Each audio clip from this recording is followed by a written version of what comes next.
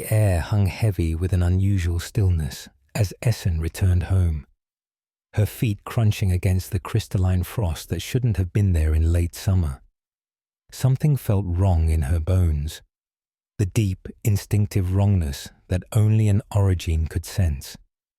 The ground beneath her feet whispered ancient secrets, but today those whispers carried warnings. As she approached her modest home in Tirimo, the sight of scattered toys in the yard made her heart skip. Her daughter, Uche's favorite doll, lay broken on the steps, its porcelain face shattered. Inside, the house stood silent, save for the gentle creaking of floorboards. In the kitchen, a pot of stew still simmered, abandoned mid-preparation. The air smelled of herbs and something metallic, something she refused to acknowledge. Miles away, in the heart of the Fulcrum, young Damaya huddled in a dark corner of her new quarters, trying to make sense of the strange symbols carved into her wooden bed frame. The iron ring around her neck felt heavier than ever, a constant reminder of what she was, what they all were.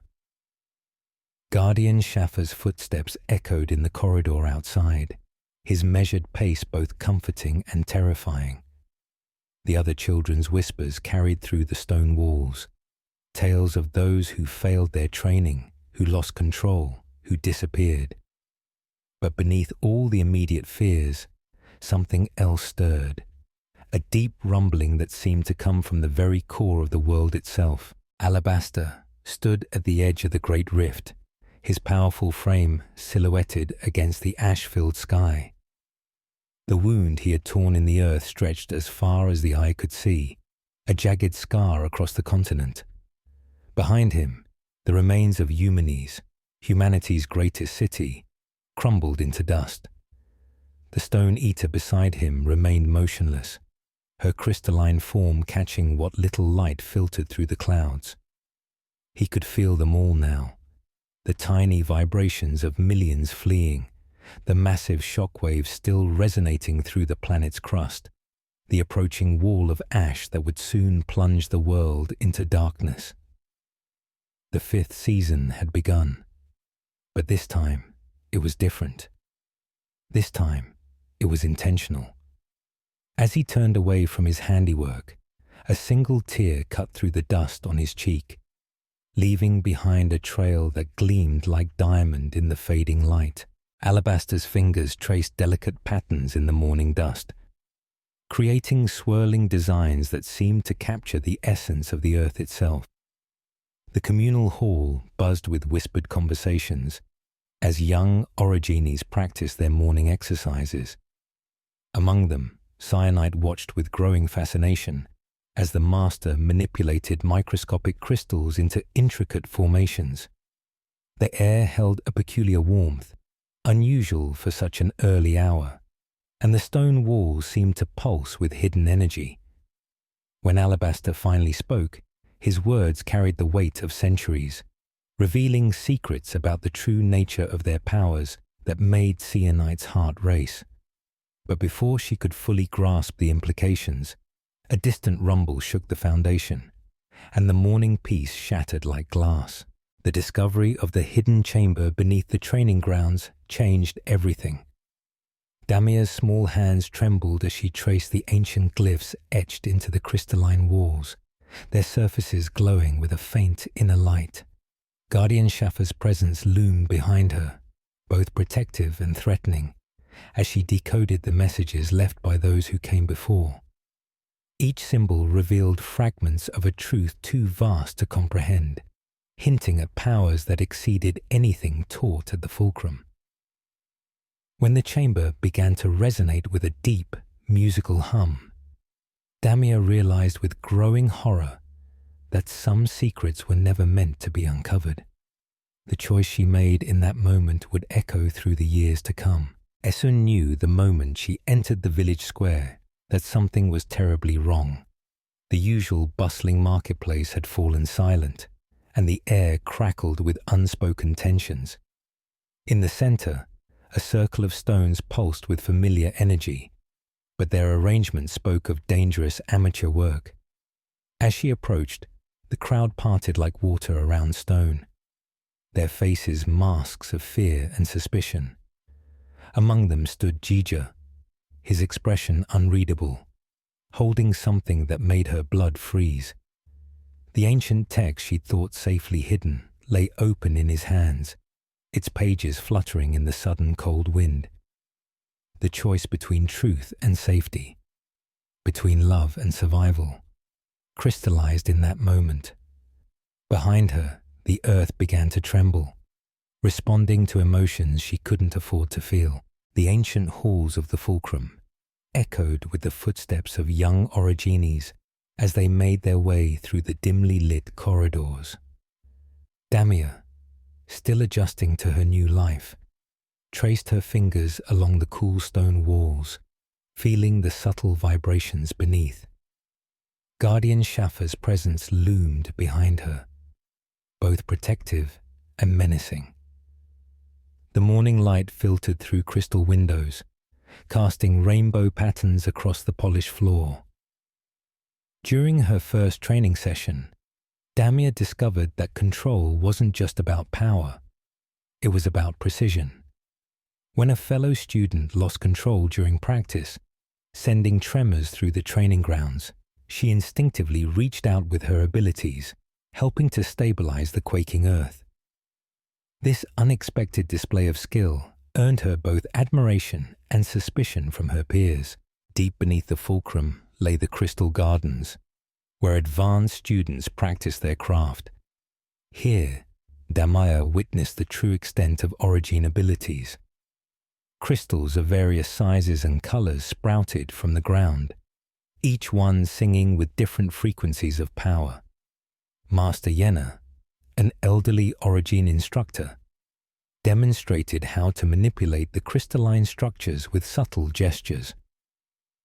During one session, Damia discovered she could hear the crystal songs more clearly than her classmates. This revelation came at a price. The harder she listened, the more the crystals seemed to whisper secrets about the Fulcrum's dark past.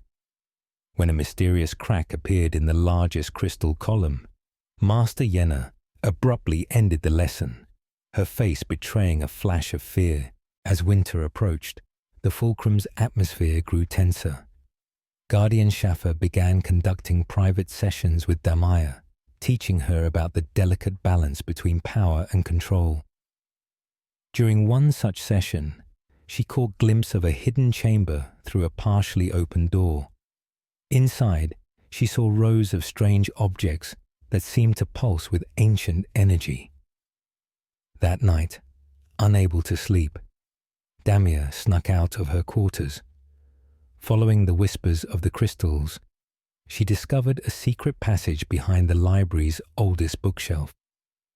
Just as she was about to step through, a hand grabbed her shoulder. Master Yenna stood there, her eyes reflecting both understanding and warning. "Some truths," she whispered, "are better left buried in stone." Before Damia could respond, distant bells began to toll, signaling an emergency in the upper levels.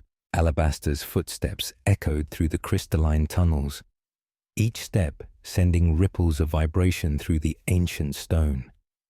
The warmth of geothermal vents created an otherworldly atmosphere, with steam rising in ghostly tendrils around their ankles. Cyanide followed closely, her hand trailing along the smooth tunnel walls, feeling the pulse of the earth beneath her fingertips. The network of underground passages seemed to whisper secrets of a forgotten age, their crystalline formations casting rainbow-hued shadows in the dim light of their stone-light lanterns. As they ventured deeper, the air grew thick with the scent of mineral-rich water and something else, something older and more mysterious. Their discovery of a chamber filled with ancient obelisks would have been magnificent enough, but the faint inscription they found carved into the base of one structure made Cyanide's blood run cold. It spoke of a power far greater than anything the Fulcrum had ever taught them. The heat became unbearable as they descended to the lower levels. Cyanite's discovery of the hidden chamber led them to an impossible sight, a vast underground lake of molten rock, its surface casting an angry red glow across the cavern's ceiling. Alabaster stood transfixed at the edge, his eyes reflecting the dancing flames below. The power here was palpable, raw, untamed energy that made their origin abilities hum in response. But they weren't alone. Movement at the far end of the cavern caught their attention.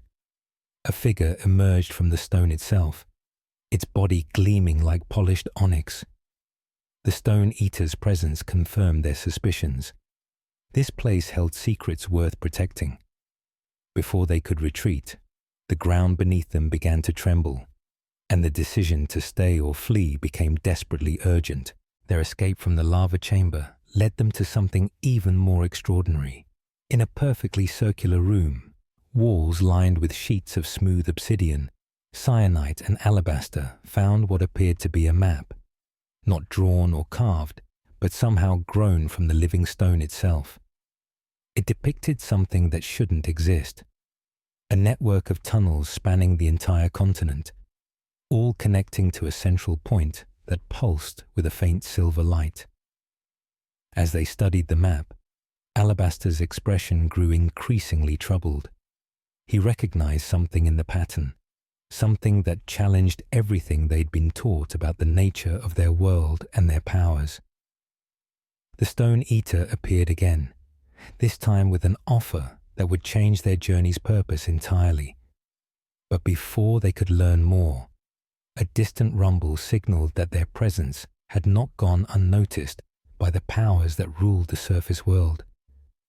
Time was running out, and they had to make a choice that would alter not just their fate, but potentially the fate of the entire stillness. Thank you for venturing into this realm with me.